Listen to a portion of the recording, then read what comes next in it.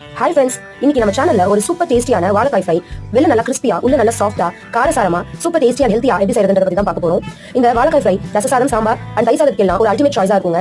வாழைக்காயே பிடிக்காதுன்னு சொல்றவங்க கிட்ஸ்க்கு ஒரு முறை இந்த மாதிரி செஞ்சு கொடுத்து பாருங்க. லஞ்ச் பாக்ஸ் ஃபுல்லா எம்டியா தான் வரும். நம்ம வாயில உமிழ்நீர் சுரக்கிறதுக்கும் சரி, நம்ம உடல் எடையை கட்டுக்கோப்பா வைக்கிறதுக்கும், நம்ம குடல்ல வர எரிச்சல் கழிவுகள் எல்லாத்தையும் சுத்தம் செய்யறதுக்கும் வாழைக்காய் ரொம்பவே பயனுள்ளதா இருக்கு. இப்ப வச்சிருக்க வாழைக்காய் துண்டுகளை சுடுதண்ணில சேர்த்து மினிமம் ஒரு 2 நிமிஷம் கொதிக்க வச்சு எடுத்துக்கோங்க. ரொம்ப வேகணும். வாழைக்காய் வறுவல் செய்யறதுக்கு ஸ்கிரீன்ல டிஸ்ப்ளே ஆகிற மசாலாஸ் எல்லாமே ஒரு பிளேட்ல ஆட் பண்ணிக்கோங்க.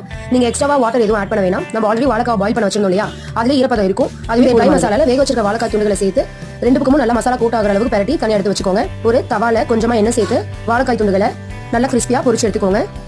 மிதமான சூட்டில் வறுத்தீங்கன்னா மசாலா எதுவும் உதிராமல் வாழைக்காய் ஃப்ரை நல்லா வெள்ள கிறிஸ்பியா உள்ள நல்லா ஜூசி அண்ட் சாஃப்டா இருக்கும். அதுதாங்க 2 பக்கமும் ஒரு 2 மினிட்ஸ் நீங்க குக் பண்ணி எடுத்தீங்கன்னா கிறிஸ்பி அண்ட் டேஸ்டியான வாழைக்காய் வறுவல் ரெடி. லாஸ்டா கருவேப்பிலை தூவி சர்வ் பண்ண வேண்டியதுதான். பாருங்க எவ்வளவு டெம்டிங்கா இருக்குல்ல பார்க்கவே. கண்டிப்பா ஒன்ஸ் உங்க வீட்ல செஞ்சு கொடுங்க பசங்களுக்கு. அண்ட் இதை நீங்க லஞ்ச் பாக்ஸ்க்கு மட்டும் தான் செய்யணும் இல்லங்க, ஈவினிங் ஸ்நாக்ஸா கூட செஞ்சு கொடுக்கலாம்.